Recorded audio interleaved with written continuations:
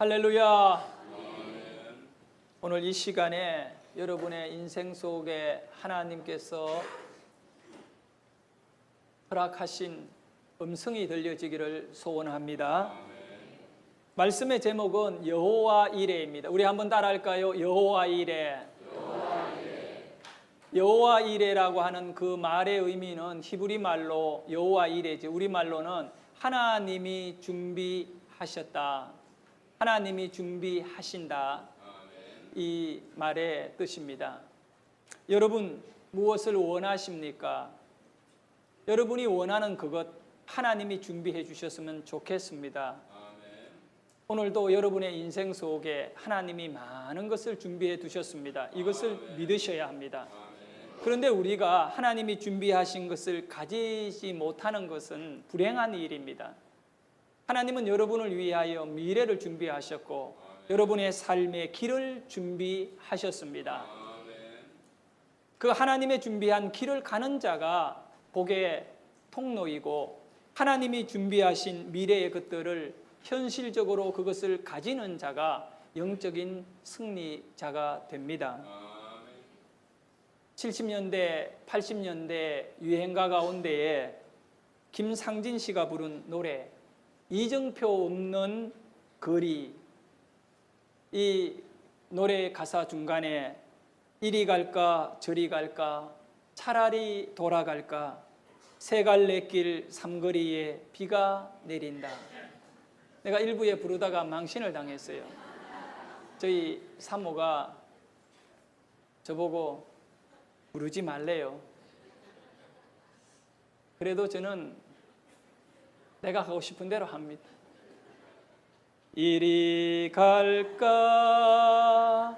저리 갈까 차라리 돌아갈까 세갈래길 삼거리 비가 내린다. 뭐 이렇게 이거 박수 치면 안 돼. 이거는 박수 치는 거 아니에요.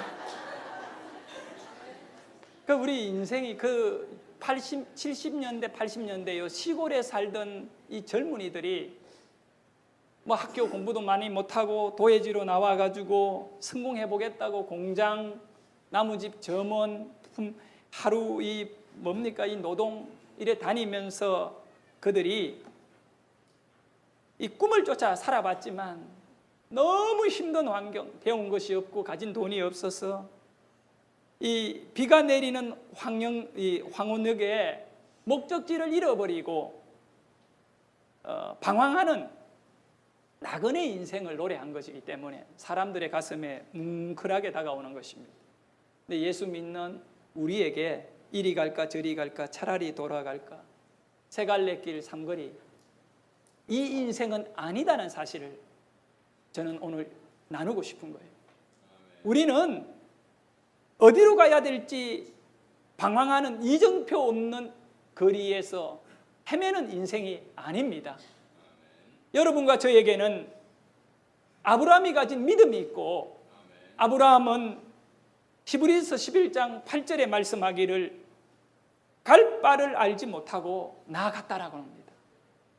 우리 인생 가운데에도 이 하나님 앞에 믿음으로 말미암는 이런 아름다운 그런 발걸음이 옮겨지기를 축원합니다. 분명한 사실은 내일을 모릅니다. 하지만 믿음을 가진 사람은 앞으로 나아갑니다. 힘있게 나아갑니다. 우리 한결이가 지난 수요일 날 9월 10일 날입니다. 심장 수술을 받았습니다. 참 이런 일이 거의 흔하지 않는 일입니다. 이 생명의 그 근원이 심장이잖아요. 심장을 통하여 수명이 연장이 되는데 사람들에게는 예측하지 못한 일들이 일어나게 되는 겁니다. 지난 5월 달에 한결이의 그 심장 질병을 확인하고 서울 아산병원에 응급실로 들어가서 거기서 몇 달 동안 치료를 했지만 효과가 없었습니다. 그 어린 한결이 초등학교 3학년 너무너무 집에 오고 싶어하고 교회를 오고 싶어하고 그리워하며, 그래서 어떤 치료의 효과와 발전이 없어서 그대로 퇴원해서 집에서 한 2주간을 보냈어요. 근데 저는 권면해서 서울대 병원으로 가라. 근데 물론 한 달이 넘도록 아산병원에서 그 우리나라의 최고의 그 병원을 이 아산, 이 심장 쪽으로 그렇게 알려져 있지만, 저는 기도하는데 한결이가 서울대에 가야 살 것 같다는 생각이 많이 들어서 아주 강력하게 서울대 가기를 원했습니다. 그리고 부모들이 저의 말에 순종하고 한결이를 새로운 젊은 의사에게 맡겼습니다. 서울대로 옮겨가지고. 보통 이렇게 되면 서울대 의사가 이 환자는 아산병원에서 처음부터 관리했기 때문에 여기 와봤자 별 일이 없을 거니까 그쪽으로 가라고 이렇게 거의 거부하는 경향인데, 아니 이 의사가 한결이를 보고 자기가 한번 이 아이를 치료해 보겠다고 자신을 가지는 거예요. 제가 신방을 가서 복도에서 그 의사를 처음 만났는데, 그 의사가 저에게 다가와서 한 말이, 목사님 기도를 많이 하셔야 됩니다. 앞으로 이 큰 일이 일어납니다. 하나님이 간섭해야만이 되는 큰 일이 일어날 거니까 기도를 많이 하십시오. 처음부터 의사는 이식 외에는 이런 케이스는 불가능한 것을 알고 저에게 얘기해 준 거예요. 저는 목사이기 때문에 이렇든 저렇든 하나님 한결이 치료해 주세요. 치료해 주세요. 그렇게 기도하며 매달려 왔는데, 그 아산병원에 입원한 지 2달하고도 한 며칠이 지나서 이제 7월 달에 입원했습니다. 아산병원에. 그리고 9월 10일 날 심장 이식 수술을 받았습니다. 하루 전날 저녁에 늦은 시간에 11시경에 그 한결이 어머니가 저에게 전화를 했습니다. 목사님, 건강한 10대의 심장이 기정이 됐다는 거예요. 그 뇌사에 있는데 이제 내일 그 심장을 1순위가 아산병원에 있는 아이다는 거예요. 하지만 한결이가 2번째 받을 수 있는 순서인데, 아산병원에서 이 심장을 양보하면 한결이에게 온다는 거예요. 그래서 기도 부탁합니다 하면서 밤 11시에 전화 왔어요. 그리고 그 다음 날 아침에 이른 시간에 아산병원의 환자는 수술을 포기하고 그 심장을 한결이에게 가도록 양보해 주셨습니다. 놀라운 거는요, 아산에 있는 이 환자가 상태가 너무 안 좋아서 수술을 하면 회복될 가능성이 없다라고 하는 의사의 판단의 권면에 따라 이것이 한결이에게로 넘어온 거예요. 그리고 그 다음 날 이제 저기 지방에 있는 모 대학병원에서 헬기를 이용해 가지고 기증자의 심장이 병원에 도착해서 오후 6시에, 한결이는 아침부터 준비를 하고 그 수술실 안에서 오후 6시까지 기다렸다가 그 심장이 도착해서 연결을 시키고, 근데 이 기증된 심장이 한결이에게 이보다 더 좋을 수 없는 심장이라는 거예요. 이 부분이 매우 중요한 거예요. 한결이가 심장 비대증이 걸린 거예요. 심장이 늘어나서 고무풍성이 바람이 빠져서 힘이 없듯이 이 심장이 근육에 작동을 못하고 커져가지고 축 늘어났는데, 그래서 다른 장기를 누르기도 하고 이 심장이 너무 커져가지고 새로 가지고 온 심장이 그 늘어난 사이즈만큼 똑같은 사이즈다는 거예요. 그렇기 때문에 너무 적은 심장을 달아놓으면 한결이는 성장하기 때문에 이 달려있는 심장이 작아서 또 시간이 지나면 이걸 교체를 시켜야 되는데, 그 기증자의 심장이 나이대가 비슷하지만 얘가 덩치가 큰 아이였대요.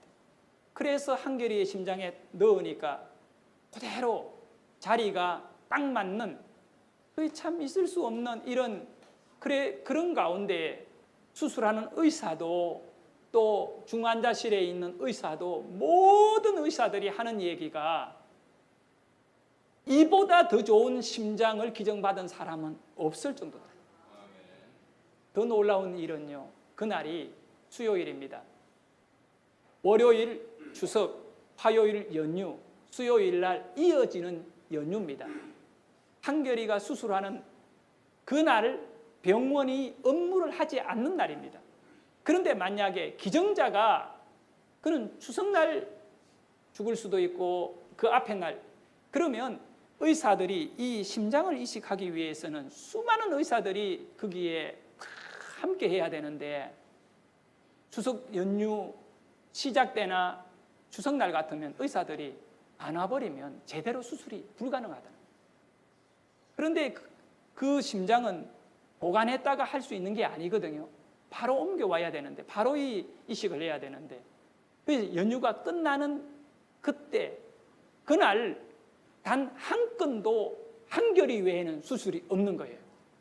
모든 의사들이, 그 서울대의 최고의 의사들이 다 동원대가, 아침부터 동원대가 비행기에 이 심장이 날아오도록 기다렸다가 그것이 도착하자마자 그대로 수술을 들어가서 그거 딱 끝나고 퇴근한 거예요. 그 다음 날은 배혜란 집사님이 하는 얘기로는 수술 중이 수없이 뜨는데 한결이가 수술하는 날은 임한결 한 사람밖에 없은 거예요. 그러니까 의사들이 푹 쉬었다가 정신이 맑고 건강한 가운데, 물론 어떤 의사는 연휴 때 술 먹고 조금 이렇게 피곤하겠지만 대다수의 의사들은 푹 쉬었다가 그때 와서 맑은 정신과 또 이렇게 개운한 몸으로 한결이를 위해 수술해 줬다. 저는 더 감사한 것이 저에게 하나님께 기도하셔야 하겠습니다라고 하는 이 의사, 담당 의사, 이분이 누구냐 하면 크리스찬이라는 거예요. 그리고 한결이를 수술하기 위하여 나이 많은 그 심장 전문 수술 그 의사도 크리스찬인데, 그는 휴가를 내면 그냥 놀지 않고 선교지에 가서 이 제3 세계 선교지에 가서 환자들에게 의료 활동을 열심히 하는 소문난 믿음이 좋고 사랑을 베푸는 의사이다는 거예요. 내가 지금 이 시간에 여러분에게 하고 싶은 얘기는 한결이에게 일어난 모든 환경, 의사, 좋은 딱 맞는 심장, 그 모든 것은 여호와 이레다는 거예요. 하나님이 준비해 주셨다. 우리 성도님들과 가족들이 얼마나 사랑하는 마음으로 한결이를 위하여 기도했는지 여러분은 잘 알 겁니다.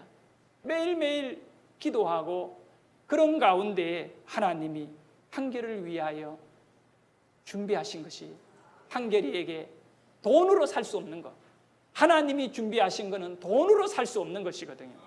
그 은혜가 이렇게 여호와 이레로 나타난 것 같습니다. 우리가 오늘 이 시간에 이 여호와 이레, 하나님은 한결이에게도 여호와 이레이시고 하나님은 여러분에게도 여호와 이레이십니다. 그래서 두 가지를 여러분이 깊이 있게 받아들였으면 좋겠어요. 그 두 가지는, 첫째, 여호와 이레가 여러분 안에 일어나기 위해서는 먼저 하나님을 신뢰해야 한다. 누구든지 하나님을 신뢰하는 자에게는 하나님께서 여호와 이레, 하나님이 그를 위하여 귀한 것을 준비했다가 그에게 주신다. 여러분 뭘 원하십니까? 그 원하는 것을 쫓아가지 말고 하나님을 신뢰하는 믿음을 갖고 사신다면 하나님께서 여러분에게 그 놀라운 것을 여러분의 인생 가운데 허락해 주실 것입니다. 자, 우리 한번 따라할까요? 하나님을 신뢰하라. 누구를 신뢰하라고요? 하나님을 신뢰해야 합니다. 아브라함이 100살에 아들 이삭을 얻었습니다. 100살에 얻은 아들이 얼마나 귀하겠습니까? 이거는 말로 표현할 수 없는 거예요. 근데 이 100살에 얻은 아들 이삭을 하나님은 창세기 22장 2절에 이렇게 아브라함에게 말씀하셨어요. 우리 같이 읽어볼까요? 여호와께서 이르시되 내 아들 내 사랑하는 독자 이삭을 데리고 모리아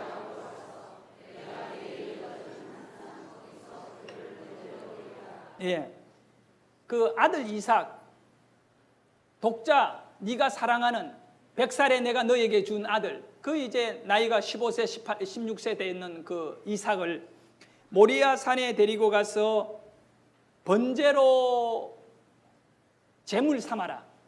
번제의 제물을 삼아라 이 얘기입니다. 이 번제에는 양을 드리는 것이 일반적인데 아니 사람 이 아브라함의 아들인 이삭을 번제로 올려라는 거예요. 참 기가 막힌 일이 아닙니까? 여러분 여기서 이 믿음의 길은 뭘까? 믿음의 길은 익히 우리가 잘 알고 있고 익숙한 길이 아닌 겁니다.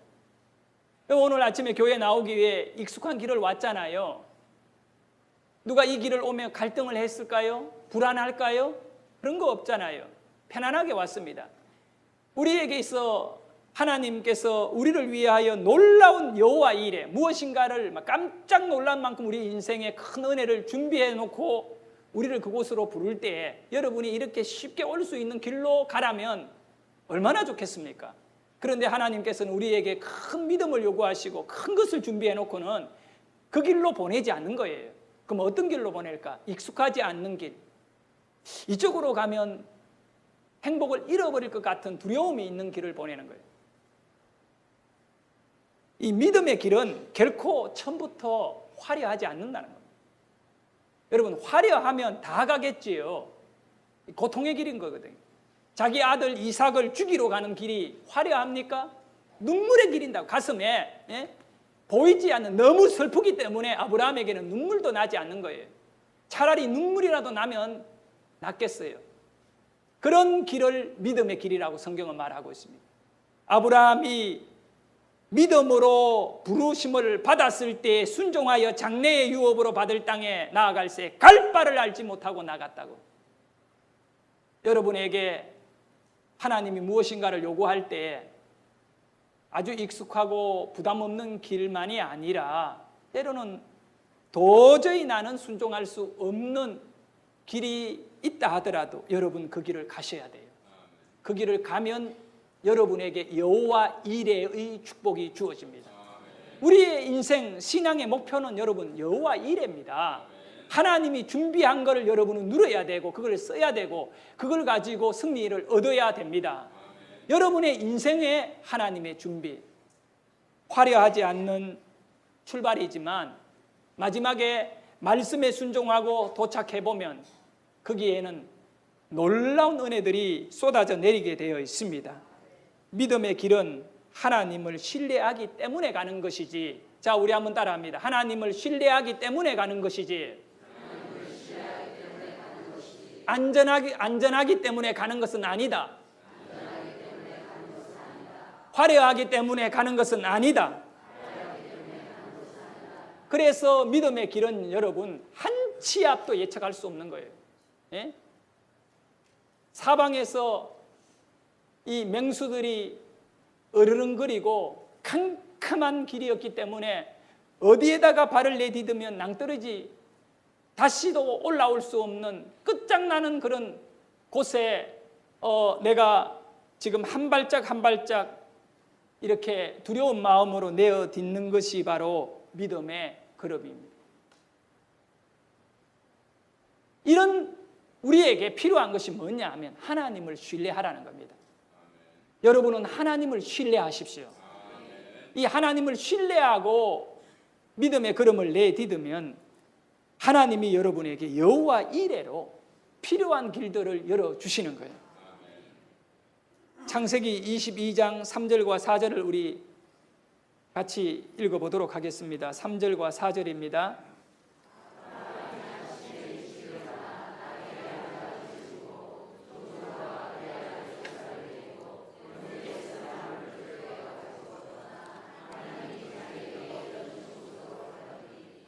제3일에 아브라함이 눈을 들어 그곳을 멀리 바라본지라. 하나님의 음성이 아브라함에게 들려졌습니다. 너의 아들을 모리아산에 갖다 바쳐라.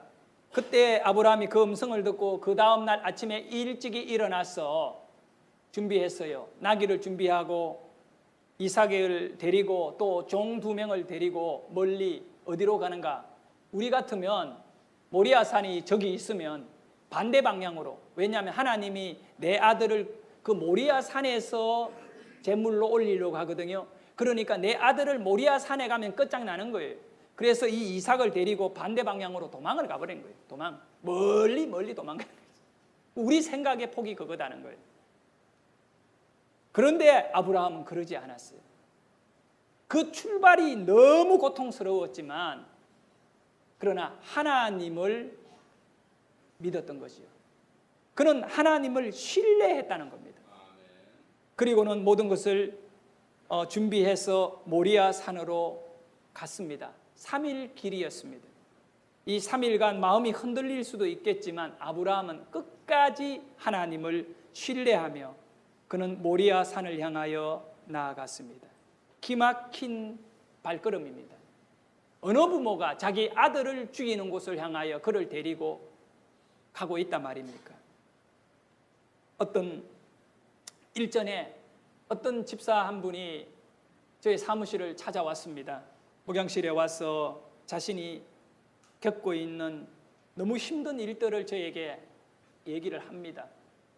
그렇게 얘기하다가 본인이 스스로 감정을 이기지 못하고 저에게 막 눈물을 흘리면서 이런 하나님, 이렇게 나의 삶을 도와주지 않는 하나님이라면 나는 그 하나님 믿기 싫어요 그러더라고요. 나 그런 하나님 안 믿을래요 그러더라고요. 그래서 내가 그 집사에게 이 얘기를 했어요. 집사님, 저 얘기를 잘 들으세요. 내가 믿는 그 하나님은요, 하나님 믿는 일 때문에 순교의 자리에 끌려가도 순교당하는 현장 속에서도 그 순교자를 안 도와주는 하나님이에요. 순교자를 살려주지 않는 하나님이에요. 내가 해줄 수 있는 말은 그거밖에 없었어요.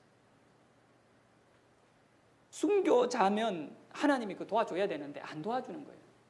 그렇지만 그 하나님은 너무나 놀라우신 것으로 우리 인생을 보상해 주시는 거예요.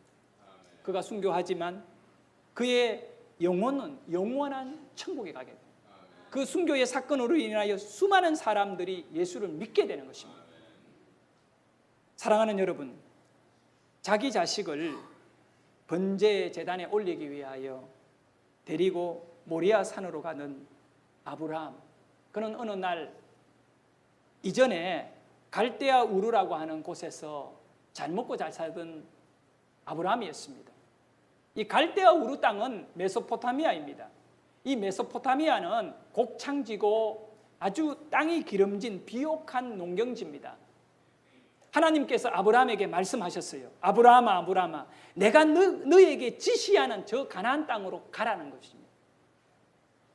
이 메소포타미아의 비옥한 농경지에서 잘 살아가고 있는 아브라함에게 저 내가 지시하는 땅, 가나안 땅으로 가라고 하는데 그 가나안 땅은 어떤 땅입니까? 네? 서쪽은 지중해고 이 동쪽과 북쪽과 남쪽은 전부 사막입니다. 가나안 땅 자체도 골짜기에는 나무가 자라고 이렇지만 그 외에는 전부 이 건조기후이기 때문에 이 먼지바람만 불고 농사가 불가능한 땅이 가나안 땅입니다. 잘 먹고 잘 살 수 있는 메소포타미아의 그 비옥한 농경지를 버리라는 겁니다. 너는 친척 본토 아비 집을 버리고 내가 너에게 지시한 땅으로 가라. 그리하면 너가 복의 근원이 될지어다 말씀하셨습니다. 우리가 보고 있는 잘 먹고 잘 살려면 풍요로운 이 들판이 있는 그런 메소포타미아의 땅에 살아야 되는 줄 우리는 알고 있습니다. 그런데 하나님께서는 복의 통로가 되기 위해서는, 복의 근원이 되기 위해서는 하나님이 너에게 준비한 여호와 이레의 인물이 되기 위해서는 내가 준비된 그곳으로 너가 가야 한다는 것입니다. 우리는 이런 하나님의 계획에 따라서 여기까지 부름을 받아 왔습니다. 성도 여러분, 아브라함은 복의 근원으로 칭함을 받았지만 그가 하나님의 지시를 따라 그곳에 가보니까 그곳은 너무나 메마른 땅이었습니다. 복은 보이지 않고 오히려 배고픔과 또 여러 가지 환경에 이 척박한 가난이 아니라 가난이었습니다. 가난할 수밖에 없는 그 땅인 것 같았습니다. 그런데 한 가지 질문을 우리는 던져볼 수 있습니다. 하나님께서 아브라함에게 무엇을 원하셨습니까? 왜 그를 메소포타미아의 곡창지를 버리고 그 메마른 가나안 땅으로 보냈는가요? 예? 그것은 바로 하나님을 신뢰하는 마음을 가지게 훈련하기 위함이었습니다. 하나님을 신뢰함. 네가 이 메마른 땅에서 나를 신뢰할 수 있느냐 이거예요. 나를 신뢰하고 이 땅을 버리지 아니하고 네가 이곳에서 내가 너에게 준비한 그 여호와 일에 하나님이 준비한 복을 네가 얻기를 원하느냐 이거예요.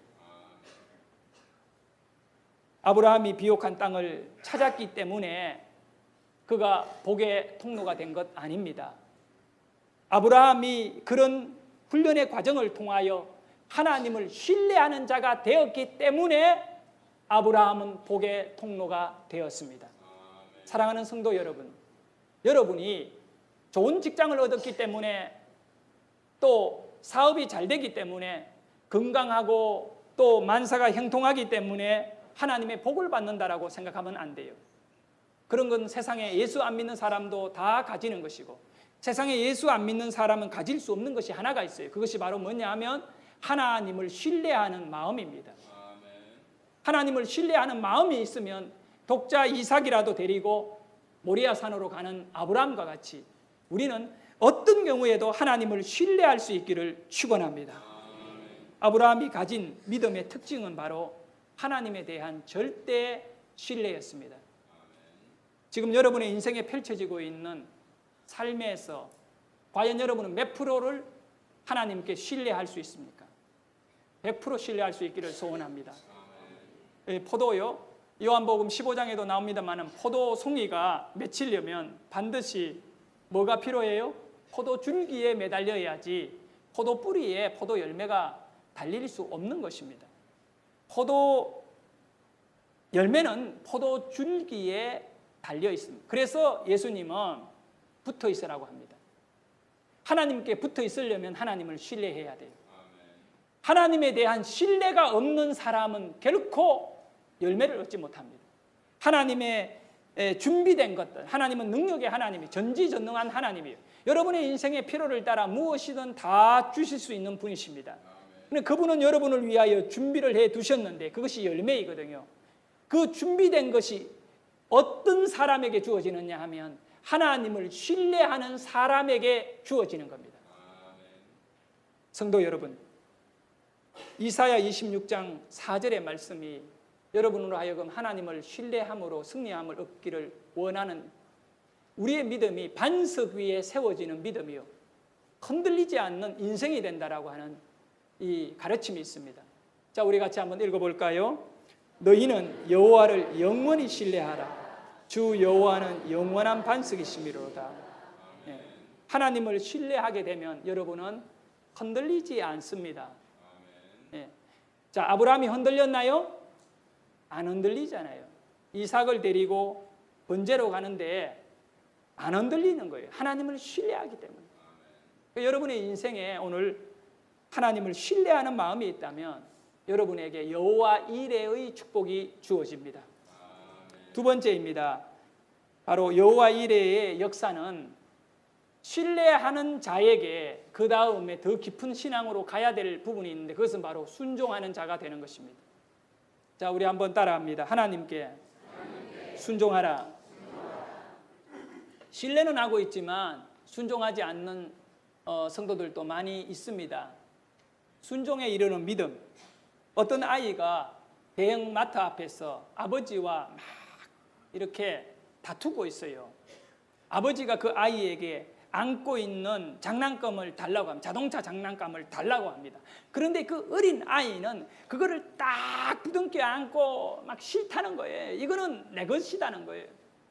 그렇게 하다가 안 되니까 타일러도 이 아이가 막 아버지 손에 넘어가면 끝장날 줄 알고 안 놓으니까 그 아버지가 아이를 통째로 들어서 계산대 위에 올렸습니다. 계산하는 사람이 그 아이가 들고 있는 그 장난감의 한쪽 모서리에서 인식바를 이렇게 스캔해가지고 그리고는 계산한 이후에 그 계산대를 통과해서 밖으로 나올 수 있었습니다. 이 아이는 철이 없어요. 예? 잠시 자기 손에서 놓아버리고 아버지의 손에 맡기면 아버지가 그걸 계산해서 다시 영원히 그 아이의 것으로 줄 것인데 이 아이는 내 손을 떠나면 이것이 남의 것이 되는 줄 아는 아주 철없는 행동을 하고 있는 겁니다. 사랑하는 여러분, 여러분의 시간, 여러분의 물질, 여러분의 삶 주님에게 스캔하셔야 돼요. 주님에게 들으셔야 돼요. 그런 가운데 하나님은 여러분을 위하여 필요한 모든 여호와 일에 바로 순종하는, 내려놓으라고 할 때 내려놓는 것에 순종하는 사람에게 주는 거예요. 지금 하나님은 아브라함에게 무슨 얘기하느냐 하면 너 자식 이삭을 내려놓아라는 겁니다. 내려놓아라. 그런데 재밌는 거는요, 하나님이 내려놓으면 그 다음에 어떤 일이 일어나는지를 말씀해주고 보여주었다면 얼마나 좋아요. 그런데 하나님은 이삭을 아브라함이 내려놓으면 어떤 일이 일어나는지를 말씀해주지 않습니다. 그러고는 이삭을 번제로 올리라고 합니다. 그러면 아브라함에게 뭐가 필요해요? 하나님을 신뢰하는 마음이 필요하고 두 번째는 순종하는 마음이 필요하다. 히브리서 10장 38절에 나의 의인은 믿음으로 말미암아 살리라. 또한 뒤로 물러가면 내 마음이 그를 기뻐하지 않는다. 뒤로 물러가면 하나님이 그를 기뻐하지 아니한다는 거예요. 신앙생활하면서 목회자도 영적인 침체를 경험할 때가 있어요. 우리 성도들도 마찬가지지요. 어떨 때에는 막 하나님이 전부였는데 그 어떤 집사님이 저에게 한 얘기와 같이 그런 하나님이면 내가 믿지 않을 거예요. 막 하나님 앞에 아주 막 선포하고요. 몸부림치잖아요. 그런 하나님은 안 믿겠다. 이런 때에 그는 지금 어떻게 되어지고 있느냐 하면 뒤로 물러가고 있는 거예요. 침체는 뒤로 물러나는 거예요. 근데 그렇게 되면 하나님이 그를 기뻐하지 아니한대요. 나의 의인은 믿음으로 말미암아 살리라. 아멘. 앞으로 나가는 사람이 의인이 되는 겁니다. 아멘. 뒤로 물러나는 사람은 의를 버려버리는 사람이 되고 맙니다. 앞으로 나간다는 말은 순종한다는 얘기입니다. 아멘. 여러분, 의인이 누굽니까? 순종하는 사람이 의인입니다. 아멘. 착하게 살아서 의인이 아닙니다. 거룩한 행동을 해서 의인이 아닙니다. 아브라함이 의인이 될 수 있었던 것은 독자 이삭을 데리고 하나님의 말씀대로 모리아 산으로 그 하나님의 말씀의 현장으로 앞으로 나아갔기 때문에 아브라함은 의인이었고 하나님은 아브라함을 통하여 복의 통로로 만들어 주셨습니다. 우리는 이런 질문을 해봅니다. 왜 사람들이 말씀에 순종하지 못할까요? 왜 말씀에 순종하지? 여러분이 왜 하나님의 말씀에 순종? 정답을 볼까요? 우리 같이 한번 보도록 합니다. 정답이요. 우리 읽어봅니다. 정답만 읽겠습니다. 두려움 때문이다. 왜 여러분이 하나님께 순종 못할까요? 두려움 때문에. 자, 11조를 하나님께 드리게 되어질 때 우리 하나님은 나머지 모든 물질의 문제, 너와 너의 자손들을 내가 책임지겠다 약속하셨어요. 그런데 지금 11조를 못 드리는 것은 이거 없으면 내 생활에 어려움이 올 것 같은 두려움 때문에 못 드리는 거예요. 여러분, 시간도 마찬가지고요. 여러분 안에 이 두려움을 제거해야 순종할 수 있는 거예요. 하나님께 순종하는 것은 두려움을 이겨내는 것이죠. 아브라함이 자기 독자 이삭 죽여버리면, 번제물에 올려버리면 내 행복 끝나는 거 아니냐 하는 이 두려움이 왔다면 그는 그 길 못 가는 겁니다.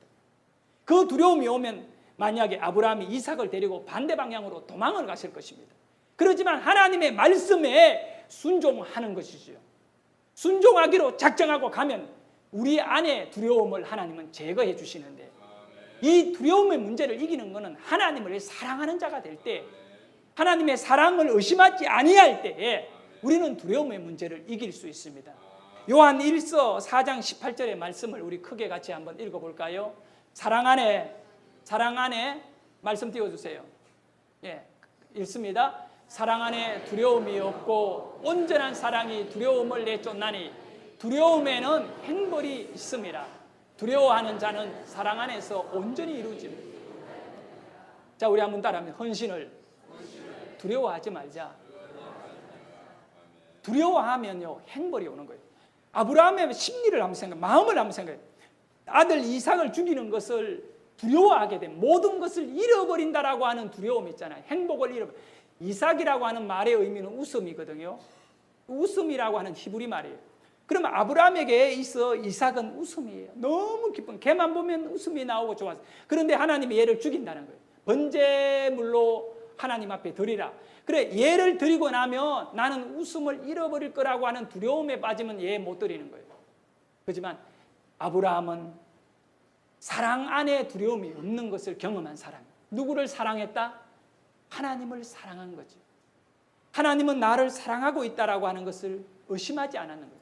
그래서 하나님을 신뢰하게 되고 신뢰한 믿음이 있었기에 아브라함은 하나님께 순종하였던 것입니다. 사랑하는 여러분, 사랑이 제일이라는 이유가 여기에 있는 겁니다. 하나님의 사랑을 의심하지 않기를 소원합니다. 아브라함이 처음부터 이런 강한 믿음을 가진 것은 아닙니다. 아브라함도 너무 많은 실수를 했습니다. 가나안 땅에 왔습니다. 하나님이 내가 너를 복의 근원으로 삼아 줄 테니까 너 이곳에서 일어나서 여기서 먹고 사는 배만 부르고 그냥 사는 육체만을 위한 인생 사지 말고 영적인 인생 살아라 이래가지고 가나안으로 보낼 거예요. 그 말에 감동을 받은 거예요, 아브라함. 그리고는 친척 본토 메소포타미아의 곡창지를 다 버리고 그 다음에 가나안 땅으로 내려와 보니까 내려온 그 해에 기근이 든 거예요. 지금까지는 먹고 사는 문제에 한 번도 걱정해 본 적이 없는 아브라함이 하나님의 말씀 듣고 가나안에 오니까 완전히 기근이 들어요. 막 사람들이 죽어가고 가축들이 쓰러지고 있는 거예요. 그래서 아브라함이 판단을 내린 거 애굽으로 내려간 겁니다. 그때 하나님이 책망하시잖아요. 책망하시는 거예요. 그 애굽에 내려가서 자기 부인 사라를 여동생이라 속여가지고 그 바로의 궁궐에까지 넣잖아요. 하나님이 이 중간에 해결 다 해주셨죠. 이런 실수를 경험한 아브라함입니다. 그리고 또 나중에는 하나님이 이삭 주겠다고 약속했는데 못 기다리고요. 몸종 하가를 통하여 아들 얻어보려고 이스마엘 낳게 되는 것입니다. 그런데 하나님이 또 중간에 이것도 막잖아요. 이런 계속적인 이 실수들이 있었습니다. 그런 과정 속에서 아브라함이 깨닫게 되는데 언제냐 하면 99살 됐을 때입니다. 이삭이 태어나기 딱 1년 전에 하나님이 아브라함에게 찾아오셨습니다. 창세기 17장 1절에 찾아오신 하나님이 아브라함에게 이 말씀을 하셨어요. 우리 읽겠습니다. 나는 전능한 하나님이라 너는 내 앞에서 행하여 완전하라. 여기 두 가지를 나누어 볼 수 있습니다. 하나님은 누구라고요? 전능하다는 거예요. 네가 가나안의 기근에 있더라도 나는 전능하기 때문에 내 앞에 하나님 앞에 행하라는 말씀대로 살아라는 거예요. 네가 가나안에 버티고 있으면 내가 너를 책임질 건데 네가 자꾸 도망가니까 문제 생기지 않느냐 이거. 내가 너에게 100살이 되면 아들 주겠다고 아들 준다고 내가 너에게 약속했는데 네가 100살이 되어 간다고 얘가 포기하지 말라는 거예요. 네가 믿음을 갖고 버티고 있으면 내가 전능하니까 너에게 아들 줄 거니까 너는 그 믿음을 갖고 행하라는 것입니다. 할렐루야. 자, 이 창세기 17장 2절의 말씀을 가슴에 받은 이 아브라함이 1년이 지난 다음에 이삭을 얻게 됩니다. 그때 이후로 아브라함은 바뀌어지게 됩니다. 전능하신 하나님, 이삭을 모리아산에 올려라고 하는 그 하나님, 그러나 그 하나님은 분명히 나를 위하여 뭔가를 준비해 놓은 것이 있다는 겁니다. 그래서 아브라함이 하나님의 준비한 이삭이 아버지에게 물었습니다. 아버지요, 우리가 나무도 있고 모든 것이 다 준비되는데 양이 없습니다 라고 아들 이삭이 아버지에게 7절의 말씀 우리 같이 한번 읽어볼까요? 우리 7절을 읽도록 하겠습니다. 7절 창세기 22장 오늘 본문 7절 읽습니다. 이삭이 그 아버지 아브라함에게 말하여 이르되 내 아버지여 하니 그가 이르되 내 아들아 내가 여기 있노라. 이삭이 이르되 불과 나무는 있거니와 번제할 어린 양은 어디에 있나이까? 이게 없다는, 안 보인다는 거예요.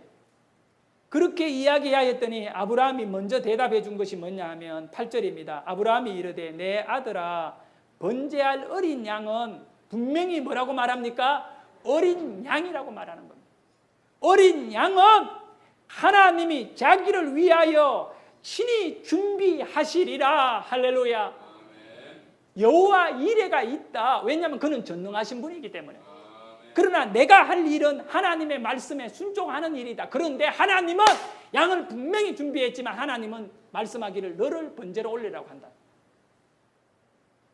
여러분, 전능하신 하나님을 믿으시고 우리가 순종할 수 있기를 소원합니다. 사도 바울은 에베소 5장 15절에 세월을 아끼라 때가 악하니라고 말씀하고 있습니다. 여기 세월이라고 하는 단어 헬라 말로 그 신약의 시간, 이 시간을 아끼란 말이거든요. 세월, 시간은 똑같은 단어를 쓰고 있어요. 그런데 시간을 아끼라, 세월을 아끼라 할 때 두 종류의 단어를 사용하고 있습니다. 물리적인 시간, 우리 새안양교회 2부 예배가 11시에 있고 1부 예배가 8시에 있고 3부 예배가 오후 1시에 있다.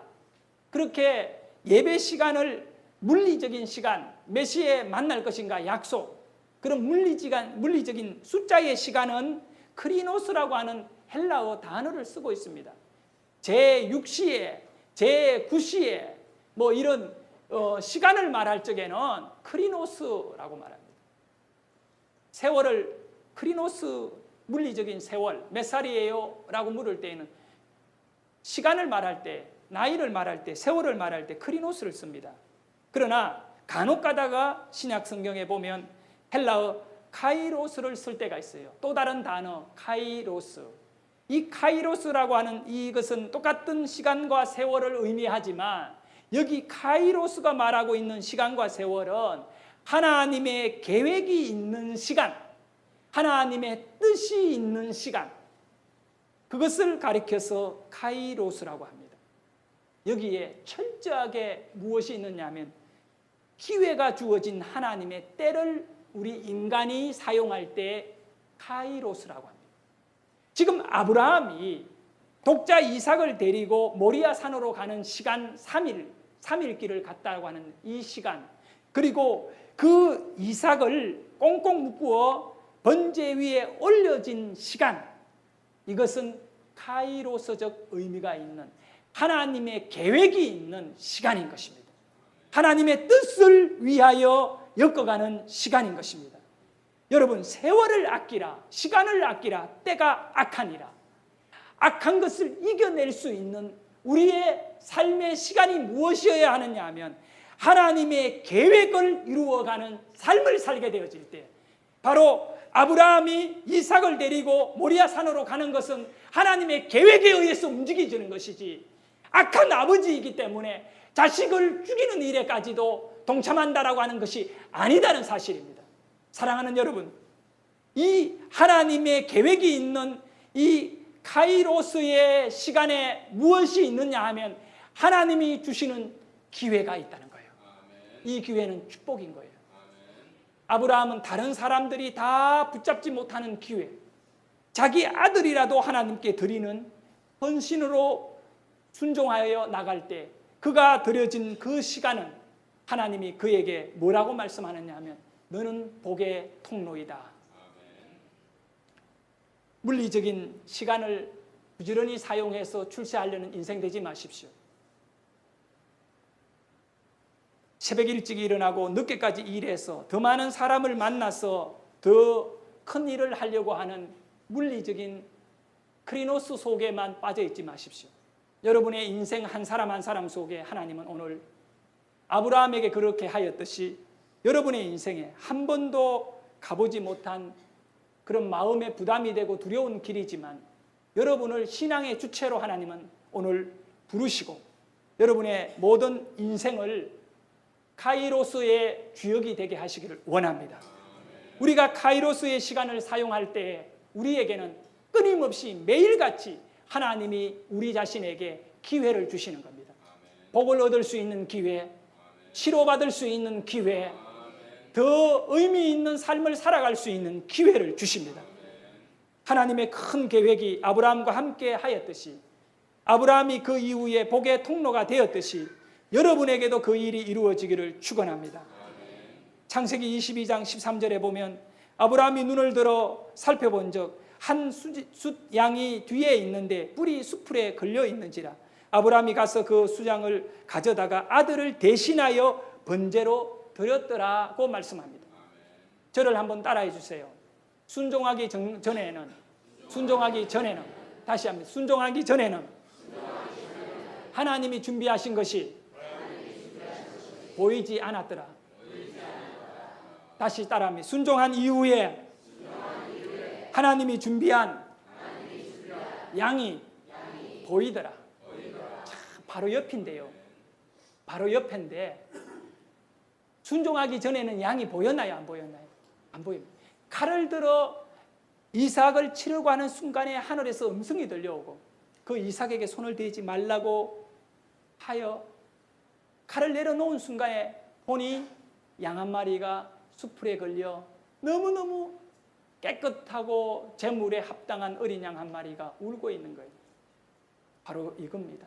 사랑하는 여러분, 여러분이 하나님께 순종하는 순간에 여러분에게 여호와 이레가 그것은 축복으로 주어지는 것입니다. 그리고 하나님은 이 사건으로 인하여 아브라함에게 너는 복의 통로가 된다. 너로 인하여 모든 사람들이 복을 받을 것이다. 저는 오늘 여러분들에게 한 가지를 요구하고 싶습니다. 여호와 이레는 세월을 아끼라는 말과 똑같이 연결되는 거예요. 하나님의 준비한 것을 얻었을 수 있는 사람 누굽니까? 여러분의 인생에 가장 필요한 것을 누가 줄 것 같습니까? 하나님이십니다. 앞으로 여러분이 그걸 얻어야 되는데 여호와 이레가 날마다 여러분에게 열매 맺어야 되는데 여러분은 두 가지를 잊지 말아야 돼요. 첫째는 하나님을 신뢰하셔야 돼요. 그 어떤 경우에도 하나님을 신뢰하셔야 돼요. 두 번째는 하나님을 순종해야 돼요. 그 말씀에 순종할 수 있기를 소원합니다. 우리 2014년 가을에 해피데이 1123을 진행합니다. 저는 이 말씀을 준비하면서 간절한 소원을 이 설교 속에 담았습니다. 그 소원이 뭘까요? 우리 성도님들이 하나님께 순종할 수 있는 길, 바로 전도를 위해서 여러분 주보 속에 보면 진행위원 신청을 하도록 이 용지를 만들어 넣어놨습니다.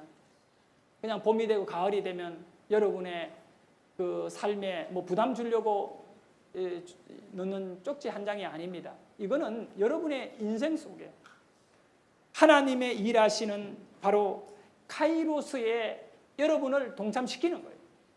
하나님의 계획이 있고 하나님이 기회가 있다는 거예요. 하나님의 계획 속에 쓰임받는 자는 하나님이 주시는 모든 것들을 얻었을 수 있는 기회를 얻게 되는데 여러분이 순종하고 신뢰하고 나가게 되면 하나님은 반드시 여러분에게 여호와 일의 열매를 주십니다. 누가 일할 것인가? 너는 나에게 기억이 나게 하라. 여러분 부담스럽지만 시간이 없다고 여겨지고 또 힘든다고 여겨지지만 이거 이겨내고 하나님을 신뢰하십시오. 또 순종하십시오. 그래서 볼펜을 내시고 본인의 이름과 연락처를 적으시고 헌금 시간에 여러분들이 예물 걷는 분들에게 이걸 제출하고 그렇게 하셔서 올 가을 전도에 모두가 일꾼 되시기를 주의 이름으로 축원합니다. 우리 기도드립시다. 이 시간